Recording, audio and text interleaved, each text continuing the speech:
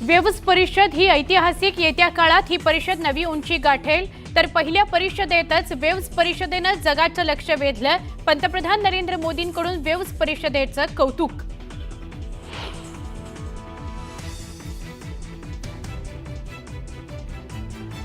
हल्ल्यापूर्वी 15 एप्रिललाच दहशतवादी पहलगामला पोहोचल्याची एनआयएच्या तपासात माहिती।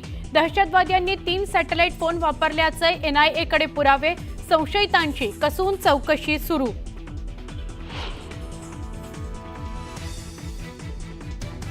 दहशतवादी हाशिम मुसा अजूनही पहलगाममध्ये लपल्याची माहिती।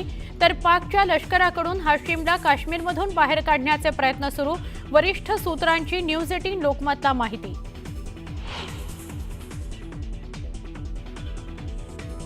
काश्मीरमधील पहलगाममध्ये पोहोचले एनआयए प्रमुख सदानंद दाते।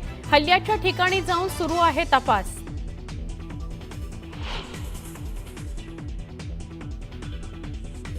पहलगाम दहशतवादी हल्ल्यानंतर हुरियत आणि जमाते इस्लामी समर्थकांवर एनआयएची कारवाई।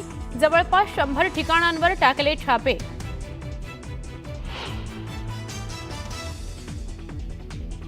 मुख्यमंत्र्यांकडून राज्यातील जनतेला महाराष्ट्र दिनाच्या शुभेच्छा। महाराष्ट्र थांबणार नाही हाच आमचा निर्धार असल्याचं मुख्यमंत्र्यांचं वक्तव्य।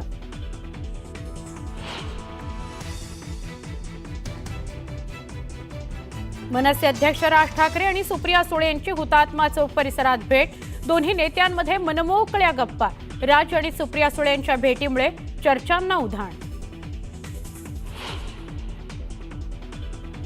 बीडमध्ये पंकजा मुंडे आणि धनंजय मुंडे एकत्र। बीडच्या परळीत न्यायालयाच्या कोनशिला समारंभात मुंडे भाऊ बहिणींमध्ये मनमोकळा संवाद।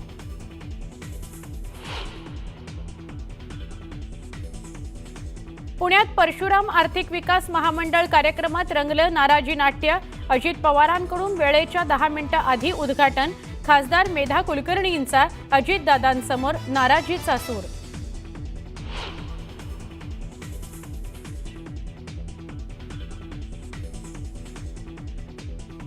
धाराशिवमध्ये जिल्हा नियोजन समितीच्या सभागृहाबाहेर मराठा आंदोलकांचा गोंधळ। पालकमंत्र्यांना भेटण्याकरता आलेल्या तरुणांना पोलिसांनी अडवल्यानं राडा। मराठा आंदोलक मात्र भूमिकेवर ठाम।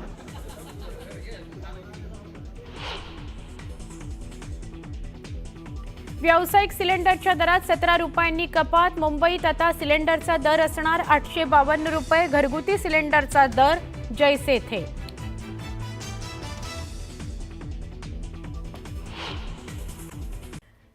काश्मीरमधील पहलगाम इथे झालेल्या दहशतवादी हल्ल्याचा तपास एनआयएकडून वेगाने सुरू आहे। एनआयए प्रमुख सदानंद दाते हे पहलगाम इथे पोहोचलेत। या हल्ल्याचा सखोल तपास एनआयएकडून करण्यात येतोय। हल्लेखोर नेमके कुठून आले आणि त्यांना कुणी मदत केली याचा तपास केला जातो। डीजी एनआईए अभी पहलगाम पहुंच गए और आप देख सकते हैं कि ये डीजी एनआईए का कैवलकेड है और जो यहाँ से जो है बाइसरन अटैक जो हुआ था उसका स्टॉक लेने के लिए, उस सिचुएशन का स्टॉक लेने के लिए पहलगाम पहुंच गए हैं। और आप देख सकते हैं कि ये डीजी एनआईए का कैवलकेड है जो अभी यहाँ पे जो सीआरपीएफ कैंप है वहाँ पे इन्होंने एक उच्च सत्र की मीटिंग जो है वो ले ली और इसके बाद अब ये यहाँ से निकल रहे हैं। और ऐसा बताया जा रहा है कि जो पूरे पहलगाम में जो इन्वेस्टिगेशन प्रोसेस जारी है एनआईए की तरफ से या जो मल्टीपल सिक्योरिटी एजेंसीज हैं उनकी तरफ से, तो उसका स्टॉक लेने के लिए, उसका जायज़ा लेने के लिए अब अलग-अलग मीटिंगें डीजी एनआईए करेंगे। और हम आपको बता दें कि जो उच्च सत्र के अफसरान थे एनआईए के, तो वो यहाँ पर ऑलरेडी मौजूद थे और जो अलग अलग जो इन्वेस्टिगेटिंग एजेंसीज़ है उनसे डीजी एनआईए ने बात की। और यहाँ तक कि जो बाइसरन का एरिया हम दिखाना चाहेंगे, इसका पूरा जायज़ा लिया गया इसकी टोपोग्राफी के बारे में। और फिलहाल हम ये कह सकते हैं कि जो मीटिंगों का दौर है वो शुरू हो चुका है और डीजी एनआईए लगातार अब सिचुएशन को बजाते खुद मॉनिटर कर रहे हैं। और आईजी एनआईए की अगर हम बात करेंगे या डीआईजी एनआईए की बात करेंगे तो लगातार कैंप यहीं पे किया हुआ है इन अफसर्स ने और जो एनआईए की टीम है लगातार यहीं पर मौजूद है। और ये कोशिश की जा रही है कि जो तमाम लीड्स है, तमाम एंगल्स है इस केस के, उनको जांचा जाए। और ख़ास तौर पर अगर OGW नेटवर्क का इसमें कहीं पर जो है समर्थन हासिल हुआ था इस हमले को, तो उसको भी बारीक बीनी से उसको भी इसकी भी जांच की जा रही है। और हम आपको दिखाना चाहेंगे कि ये जो एरिया है बाइसरन का, ये अभी भी सील है और इसको सील ऑफ ही रखा गया है। और यहाँ पर जो सिविलियन मूवमेंट है उसको रेस्ट्रिक्ट बना दिया गया है और बाईसरन के जितने भी दाखिली खाजे यानी कि एंट्री और एग्जिट पॉइंट्स है उनको सील कर दिया गया है और लगातार जो कोऑर्डिनेट सर्च ऑपरेशन है वो यहाँ पर जारी है। और इस तरह से जो डीजी एनआईए का यहाँ पर आना यकीनी तौर पर एक इस बात का संकेत है कि जो एक केस है, जो इन्वेस्टिगेशन प्रोसेस है, तो वो एक दिलचस्प मरहले में दाखिल हुआ है और जो लीड्स मिल पाई है एनआईए को, इन्वेस्टिगेटिंग एजेंसीज़ को, तो वो फ़िलहाल डिस्क्लोज़ नहीं की जा सकती है क्योंकि जिस तरह से केस की सेंसिटिविटी है जो है उसको मद्देनज़र रखा जा रहा है, तो उस हिसाब से कुछ भी कहना क़ब्ल वक्त होगा। लेकिन ये बात भी स्पष्ट है कि जो ऑपरेशन है उसमें शिद्दत लाई जा रही है, जो इन्वेस्टिगेशन का प्रोसेस है, अमल है, उसमें भी काफ़ी शिद्दत लाई जा रही है। और हम आपको बता दें कि जो एनआईए के डायरेक्टर जनरल है तो वो अभी पहलगाम में ही है और पहलगाम में अलहदा मीटिंग जो है सिक्योरिटी एजेंसीज़ की वो उसमें हिस्सा लेंगे और तमाम जो शवाहिद है उनसे भी बात करेंगे, ये सोर्स का कहना है। और पूरी जो इस ऑपरेशन को जो चलाया जा रहा है, जो इन्वेस्टिगेशन प्रोसेस है यहाँ पर, उस सिलसिले में मालूमात भी हासिल की जाएंगी। आफाक शाह के साथ न्यूज़ 18 के लिए पहलगाम से मुदस्सिर कादरी। आणि आता या संदर्भात अधिक माहिती देत आहेत आमचे प्रतिनिधी प्रशांत लीला रामदास आपल्यासोबत जोडले गेलेले आहेत। प्रशांत, पहलगाम दहशतवादी हल्ल्याप्रकरणी आता एनआयए कडून तपास सुरू आहे। सध्या एनआयएचे प्रमुख तिथे पोहोचलेले आहेत। कशा प्रकारे ही इन्व्हेस्टिगेशन प्रोसेस केली जाते, काय अपडेट? एनआयचे जे डीजी आहेत सदानंद दाते हे तिथे दाखल झाले आहेत, त्यांच्यासोबत इतरही अधिकारी त्यांच्यासोबत दाखल झाले आहेत। संपूर्ण चमू जे एनआयचे वरिष्ठ अधिकारी असतील यांची चमू तिथे दाखल झाली आहे बेसरान व्हॅलीमध्ये। महत्त्वाचं म्हणजे ज्या पद्धतीने जो हल्ला झाला होता 22 एप्रिलला, त्या हल्ल्याचे धागेदोरे तपासण्याचं काम सध्या एनआय तपासण्याच्या माध्यमातून करत आहे आणि एनआयच्या हाती अनेक पुरावे सध्या लागत आहेत। त्यामध्ये त्यांना अल्ट्रा स्टेट कम्युनिकेशन सिस्टम वापरल्याचा एक पुरावा त्यांच्या हातात लागलेला आहे, त्याची चौकशी सध्या सुरू आहे। खास करून अत्याधुनिक संचार यंत्रणेचा वापर या सर्व दहशतवाद्यांनी केल्याची माहिती पुढे आलेली आहे। त्याचमुळे एनआयचे ज्येष्ठ अधिकारी इथे दाखल झाले होते आणि अल्ट्रा स्टेट कम्युनिकेशन सिस्टम जे आहे ते कम्युनिकेशन सिस्टम जे आहे ते सिम कार्ड शिवाय चालते। हे अत्यंत महत्त्वाचं आहे। ही यंत्रणा मेसेज आणि इन्फॉर्मेशन शेअर करण्यासाठी वापरली जाते आणि तीच यंत्रणा इथे वापरलेली 2 सिग्नल त्याचे स्ट्रेच झाल्याची माहिती मिळालेली आहे। महत्त्वाचं म्हणजे जर बघितलं तर आपण हे जी अल्ट्रा स्टेट सिस्टम काय आहे हे जर समजून घेण्याचा प्रयत्न केला तर हे सिम कार्ड शिवाय चालणारी सप्रेशन प्रणाली आहे, ज्याच्या माध्यमातून संवादक निर्माण केला जातो आणि सोबत मोठ्या उपकरणाच्या माध्यमातून मेसेजिंग शेअरिंग केले जाते। जे परंपरागत नेटवर्क आहे आणि याच्यापासून वाचण्यासाठी आणि ट्रेसिंगपासून वाचण्यासाठी याचा मोठ्या प्रमाणात वापर केला जातो। यामध्ये 2 सिग्नल्स ट्रेस झालेले आहेत एनआयच्या चौकशीमध्ये आणि एनआयने 2 जे अल्ट्रा स्टेट सिग्नल जे केलेले आहे हे यशस्वीरित्या ट्रेस केलेले आहे आणि मग त्याचं स्पष्ट आहे की दहशतवाद्यांनी अत्याधुनिक तंत्रज्ञानाचा वापर केला हे यातून स्पष्ट होते आणि साधारण जे स्थानिक नेटवर्क आहे त्याचा देखील त्यांनी ती प्रणाली देखील वापरली अशी ही माहिती पुढे आली आहे।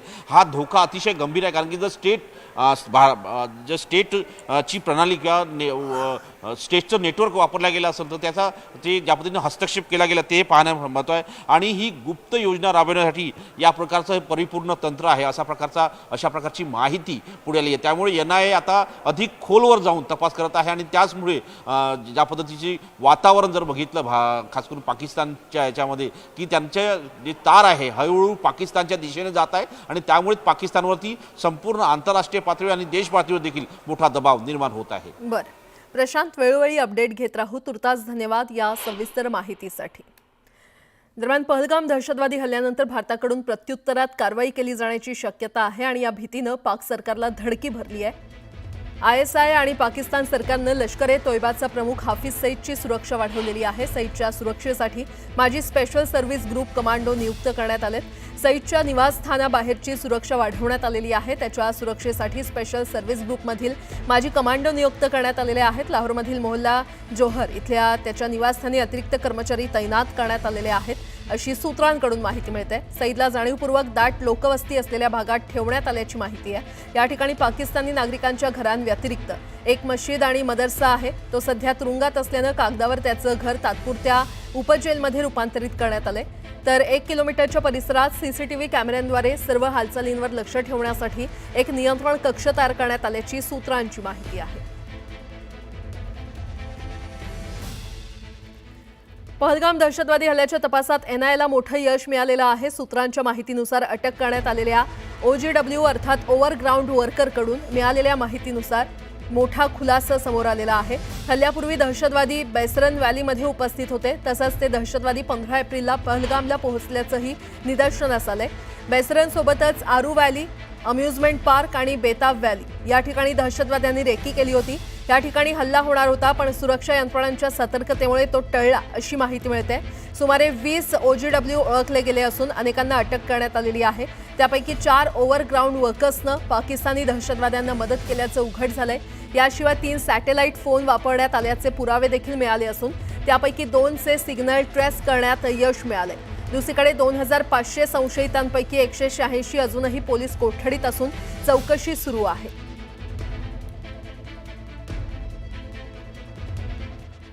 काश्मीरच्या पहलगाममधील बैसरन व्हॅलीमध्ये झालेल्या दहशतवादी हल्ल्यामध्ये 26 जणांचा मृत्यू झाला होता। ज्या दहशतवाद्यांनी हा हल्ला केला ते घटनेच्या 2 दिवस आधीच बैसरन व्हॅलीमध्ये उपस्थित असल्याची सूत्रांची माहिती आहे। हल्ल्याशी संबंधित अटक केलेल्या एका व्यक्तीच्या चौकशी दरम्यान हा मोठा खुलासा झालाय। तपासाशी संबंधित वरिष्ठ अधिकाऱ्यांच्या मते दहशतवादी 15 एप्रिल रोजीच पहलगाम इथे पोहोचले। यानंतर त्यांनी बैसरन व्हॅलीसह किमान 4 ठिकाणांची पाहणी केली। इतर 3 संभाव्य लक्ष्य अरू व्हॅली, स्थानिक मनोरंजन पार्क आणि बेताब व्हॅली होतं। या ठिकाणांवर देखील दहशतवाद्यांनी पाळत ठेवली होती अशी सूत्रांची माहिती आहे। या झोनमध्ये वाढवलेल्या सुरक्षा व्यवस्थेमुळे दहशतवाद्यांचा तिथे हल्ला करण्याचा प्रयत्न निष्फळ ठरला। तर या दहशतवाद्यांना मदत करणाऱ्या 20 जणांची ओळख सुरक्षा यंत्रणांनी पटवली आहे। हल्ल्यापूर्वीच्या टप्प्यात या प्रदेशात 3 सॅटेलाईट फोनच्या वापराचे पुरावे देखील समोर आलेले आहेत।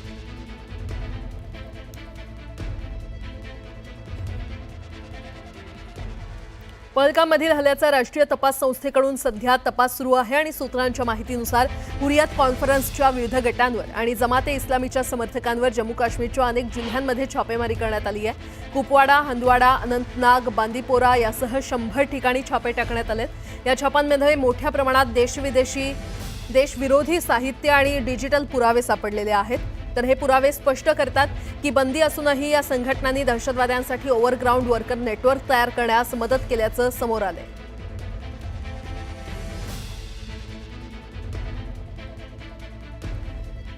जम्मू काश्मीरमधील पहलगाम इथे दहशतवादी हल्ला झाला होता आणि या हल्ल्यासंदर्भात आज सुप्रीम कोर्टात सुनावणी होणार आहे। केंद्रशासित प्रदेशातील 3 रहिवाशांनी कोर्टात याचिका दाखल केली आहे। या सुप्रीम कोर्टाला दहशतवादी हल्ल्याची जबाबदारी निश्चित करण्यासाठी केंद्र सरकारला विशेष तपास पथक स्थापन करण्याचे निर्देश देण्याची विनंती करण्यात आली आहे। याचिकाकर्त्यांनी केंद्रशासित प्रदेशातील पर्यटन क्षेत्रातील नागरिकांच्या सुरक्षिततेची खात्री करण्यासाठी कृती आराखडा तयार करण्याचे निर्देश देण्याची मागणी कोर्टाकडे केली आहे।